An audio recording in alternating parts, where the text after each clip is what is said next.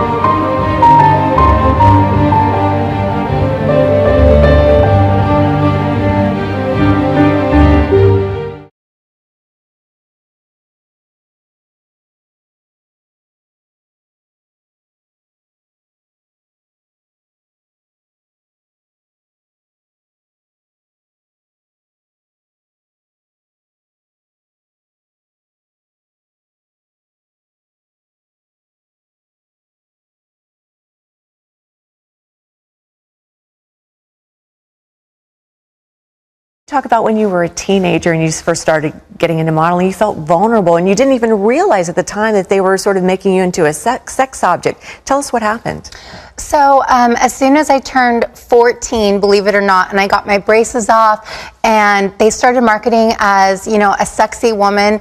And growing up, I was always, you know, I felt awkward about my body. I was very tall and skinny, but as soon as I hit middle school, I actually kind of, I guess you could say, blossomed, and I was 5'10" in middle school, and so, you know, my agent was marketing as older than I was. Right. And my first big job was modeling for the radio station Z100, and I was in a big billboard on the freeway. And at first I was so excited, but then I was looking at it, and the main slogan was, "There's no bad date a good song can't cure." So insinuating I was going on a date, and then I was listening to the radio, but I was only 14 years old. And so I should have took that as a warning sign, but I didn't. And I was like, you know what? I did this big job. I want to move down to LA and see if I can make it, you know, in the big time. And so then I moved to LA when I was only 16 and signed with my modeling agent. And then it kind of all went, I guess you could say, downhill from there. With Terry Richardson.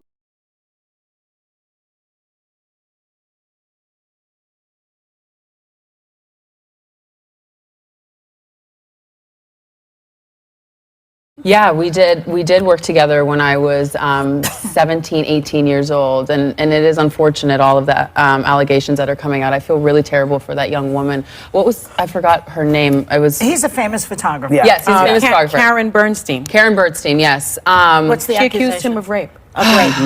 You know, it was interesting because I got the call to do the job, and of course, you know the rumors. You've heard them from everyone about him, and I said yes to the job because you want to work with the best of the best. You want those images in your portfolio. But did you think, oh my goodness, I'm putting myself in harm's way? Of course I did. I thought, oh my gosh, I could be a victim. Who knows? But you don't know walking into it because you also were have 18. people who praise him. You do. You have people who are like, oh, he's an amazing person, this and that. So on set with him, it was normal enough. But of course, you have that feeling of, is he going to ask me to take my shirt off? You just don't know. I was shooting a big campaign, and a photo assistant said, come here, I want to talk to you. And he lured me into this hallway, pushed me into a closet. He exposed himself, and he said, look at what you did to me all day long. Now touch God. it. And I freaked out, and I ran out of the closet, and I just prayed that no one would find out. Because if they found out that he did that to me, I thought, I'm never going to get hired for a job again. I'm going to be the difficult model. I'm going to be the difficult model. Nobody's going to want to work with me again if they know that something like that happened. And now, What would you do now? if I knew what I knew now, and I knew that all of these women were standing up and saying, me too, I would have smacked that guy and would have been like, he's a pedophile, because I was 17, and he is being completely dishonest, irresponsible. I've always loved my boobs.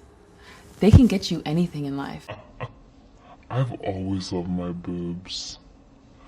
They can get you anything in life. They can get you a free coffee, empower the women around you to wear the correct size bra. Ladies, wear the right size bra. It's gonna change your life. I feel like my thighs are really strong. It doesn't matter if I have tons of cellulite on the back of it. These thighs have gotten me through all kinds of important things in my life. It took me a long time to start wearing clothes. I used to just love being naked. My parents would have to dress me because I'd run around the supermarket and just take off all my clothes and start running around. So it was fun. Freedom, liberation. We have a pretty nudist family. I remember going to like nude beaches a lot when I was younger. I found that really weird actually now, looking back on it. I just remember doing sports day one day and my mum came up to me and was like, we were going to a photo shoot. I was like, what? I remember also doing like a weird fashion show when I was really young. I don't know what for. It took me so long to learn how to walk in high heels, it was a joke. And when you first start walking, you walk like you've never had sex. And then I remember someone told me, and I couldn't remember who it was, they were like, walk like you're having sex. Like, walk like you're having had a lot of sex or whatever. You've got Rihanna, you've got Rita. What do you look for in a best friend? I don't think it's like that. I mean, it's just people you meet along the way, especially in this job. You find just a lot of connections between each other. I think it's because you understand each other, obviously, a lot of the stuff you're going through. And I mean, all of the friends I have are unbelievable. I've managed to find some really amazing friends who will always be there for me and always support me. So I think it's really important. My name is Cameron Russell, and I've worked as a model for 15 years. At its best, modeling is a creative partnership. We must find a way to submit to someone else's direction, someone else's vision. When they tell us to close our eyes, to arch our backs, to open our lips, we do it for them. The highest compliment to a model is she'll do anything.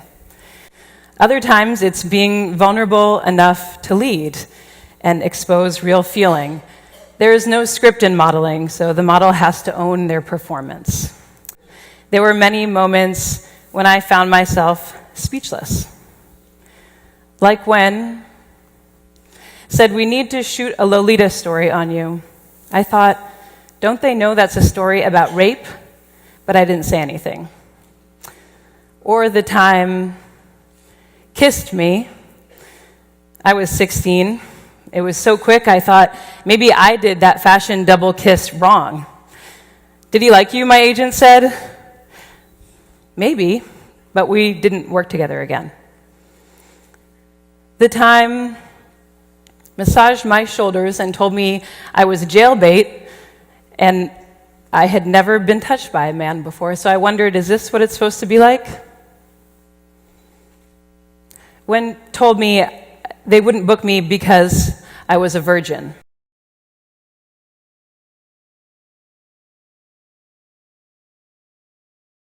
Sir, who wants to be a mortal now? Who still wants to mortal?